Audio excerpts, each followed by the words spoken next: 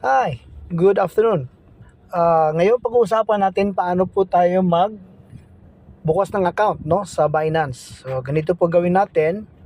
Okay, gagayad ko po kayo. Kung wala pa po kayong na-download na Binance apps, punta po kayo sa Play Store. Okay? So click mo po yung Play Store, tapos hanapin mo po, i-type mo lang po dun sa search engine nila ang Binance. So, pag wala pa pong laman yung cellphone mo, makikita nyo dito ang install. So, i-click mo lang ang install para i-download niya sa iyong cellphone ang Binance. Now, kung meron na po, i-click mo lang yung open, makikita mo dalawang option, login or sign up. So, pag member ka na, login. Pero pag bago ka pa, i-click mo po ang sign up. Sundin mo lang po. So, pag nag-click ka po ng sign up, tayin mo lang,